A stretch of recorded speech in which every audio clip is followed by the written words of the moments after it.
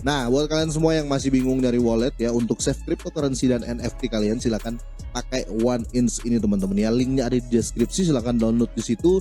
Dan tentu saja OneInch ini sudah menyupport beberapa jaringan ya, Ethereum, BSC, Polygon dan lain-lain, banyak teman-teman. Jadi kalian nggak perlu repot-repot lagi pindah jaringan seperti wallet-wallet lainnya. Ini langsung disediakan semuanya teman-teman ya. Jadi very easy to use teman-teman ya, bisa dibilang seperti itu. Dan di sini bukan cuma itu, kalian bisa save NFT kalian teman-teman, dan kalian bisa search NFT juga di OneInch Wallet ini teman-teman. Jadi tunggu apa lagi? Buat kalian semua silahkan download, linknya ada di deskripsi. Oke, welcome back to my channel. Semoga sehat dan sukses selalu buat kalian semua yang sudah subscribe dan like video ini. Dan buat teman-teman di rumah yang dalam keadaan kurang enak badan atau dalam keadaan sakit, saya doain cepat sembuh teman-teman ya, biar kita bisa trading dan trading bareng lagi tentunya.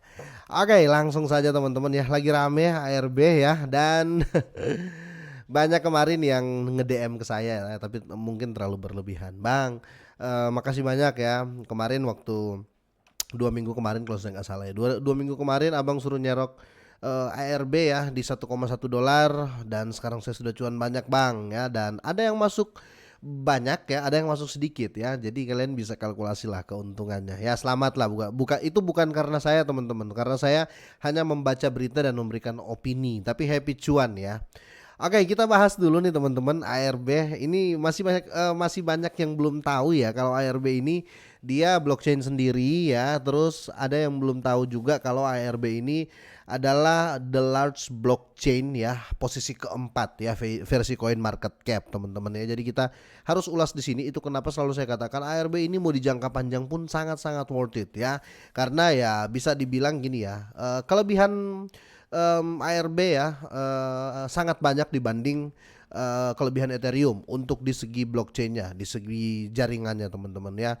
Sedangkan ARB ini koinnya baru lahir tahun ini ya. Jadi kita berbicara beberapa tahun ke depan ya masih sangat-sangat worth it ya, kira-kira seperti itu. Dan lebih yang membuat saya lebih yakin dengan ARB ini teman-teman, karena dia lahir di tengah bear market ya, di ya kondisi market sedang bearish ya, kondisi keuangan lagi bearish ya, lagi turun, intinya volume di kripto lagi anjlok terus lahir ya. Jadi kalau di harga sekarang ya otomatis masih sangat-sangat rendah. Bagaimana nanti kalau volume transaksi di overall market kripto naik atau minimal ke standar ya, harga ARB dipastikan di atas 3 dolaran ya. Oke, kita langsung saja teman-teman. Seperti biasa Bitcoin masih berada di posisi 29.972 ya. Ini ada penurunan agak tinggi ya, 1,17% teman-teman. Ini besar menurut saya karena di harga Bitcoin yang 30 ribuan. Jadi ini turun sekitar 300 dolar lebih ya, 300 dolar lebih hingga sekarang di posisi 29.972 ya.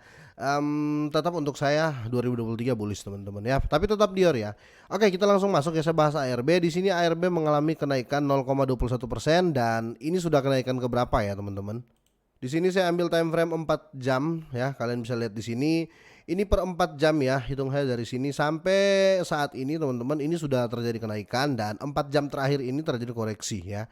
Terjadi koreksi, tapi untuk di opennya teman-teman ya, opennya dia di sini ya teman-teman.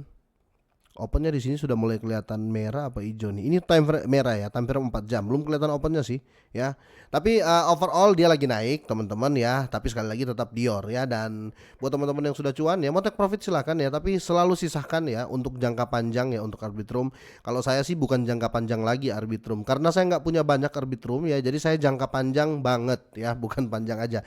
Jangka panjang banget kalau saya ya untuk Arbitrum. Karena saya melihat potensi untuk seperti Ethereum, dia bisa sangat-sangat bisa ya, bahkan jauh dari Cardano. Kalau ada yang membandingkan Cardano dan Arbitrum, saya masih pegang Arbitrum teman-teman ya. Saya nggak lihat dari seksi, saya nggak lihat dari sisi ini ya, nggak lihat dari sisi siapa lebih tua dan siapa lebih muda, enggak teman-teman ya. Saya lihat di sisi pemakaiannya ya, karena kita tahu sendiri ya, jaringan terbesar pertama itu adalah BSC, kedua Ethereum ya.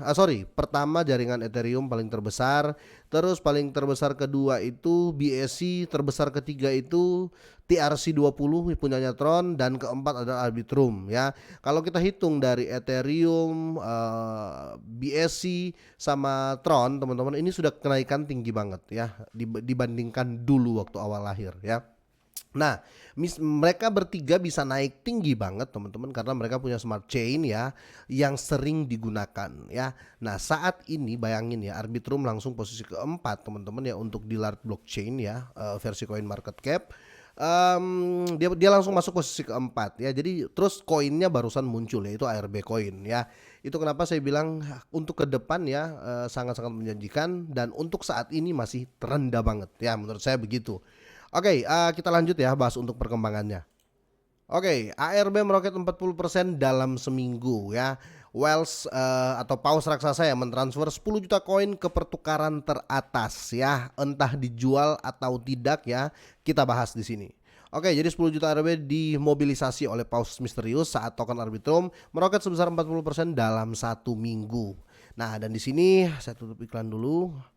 Dalam langkah yang mengejutkan ya, pembeli token ARB terbesar pada hari pertama mencatat seekor paus misterius telah mentransfer semua 9,94 juta token ARB yang sekarang nilainya 17 juta dolar ke Binance ya. Ini laporan dari Look on Chain ya. Transfer ini biasanya dikaitkan dengan niat untuk menjual. Ya oke. Di sini kalau dia transfer ke Binance ya mungkin ya, taruhlah dia menjual ya. Taruhlah dia menjual. Akan lebih baik teman-teman ya, akan lebih baik ya, karena kita berbicara jangka panjang, karena otomatis DAM atau otomatis turun ini pun sudah mulai koreksi teman-teman ya.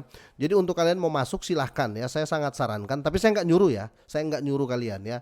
Kalau kalian bertanya ke saya bisa nggak bang, saya pilih di antara 3 koin ini, saya pilih ARB, saya sarankan ARB ya, tapi saya nggak suruh beli, paham kan? Beda, saya nyuruh beli sama saya sarankan itu beda.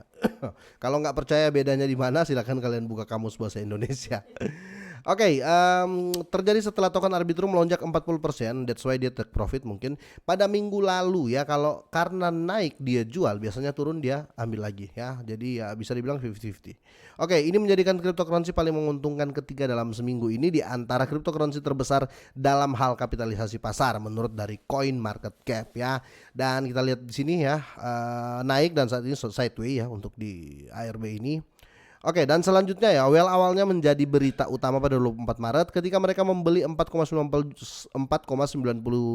juta ARB. Oke, jadi ini dia serok di bawah ya karena dia beli dia sudah beli dulu di 4,9 juta ya. Terus ini setara dengan 6, terus dia beli lagi ya ARB dengan 3.700 Ethereum ya, ada yang di pair ke Ethereum, dia beli pakai itu, dan seterusnya. Intinya totalnya seperti itu, dan saatnya dia take profit ya. Ini saatnya dia take profit dan tentunya profit ya. Kalau take profit abis ini pasti dia beli lagi teman-teman ya. Semoga saja dia take profit dan dam ya, karena saya mungkin tambah lagi tapi sedikit ya, karena untuk jangka panjang sekali ya. Kalau saya bukan jangka panjang saja, jangka panjang sekali. Oke, alasan dibalik keputusan Paus untuk mentransfer semua token ARB mereka ke Binance tidak jelas, tapi hal ini tentu menarik perhatian komunitas cryptocurrency. Beberapa penggemar percaya bahwa Paus mungkin mencoba untuk mengambil keuntungan atau take profit setelah lonjakan harga baru-baru ini, sementara yang lain berspekulasi bahwa mereka mungkin memiliki strategi jangka panjang. Hanya waktunya akan menentukan apa langkah Paus selanjutnya dan bagaimana hal itu akan berdampak pada pasar cryptocurrency. Saya berharap sih dia jual sekarang ya, saya berharap dia jual sekarang supaya kita bisa serok dikit-dikit ya untuk jangka panjang sekali ya, bukan panjang lagi kalau saya. Terus teman-teman mungkin masih ingat ya William Sutanto ya, CTO Indodax ya, boleh ya, sorry kalau saya salah penyebutan ya. Itu waktu ICO Ethereum kan kalian tahu ya, ICO Ethereum 0,3 dolar ya, dia iseng beli 150 dolar, dia dapat sekitar berapa Ethereum ya, sekitar 500 ya, 500 koin Ethereum dia beli waktu itu ya, dan 0,3 dolar harganya, dan dia panen di saat ini di bulan kemarin ya, nggak menjual ya, dia nggak jual, tapi waktu itu dia kalkulasi asetnya itu setara 10 miliar lebih ya, kira-kira gitu. Nah itulah itu membedakan jangka panjang dan jangka panjang sekali. Oke, kira-kira sampai di sini ya. Untuk beli dan tidaknya tergantung kalian ya, saya nggak nyuruh beli ya, nggak beli juga nggak apa-apa teman-teman ya, mau beli juga ya silahkan, itu uang kalian. Oke, minimal saya membawakan berita, semoga ini bermanfaat teman-teman, semoga sehat dan sukses terus buat kalian semuanya.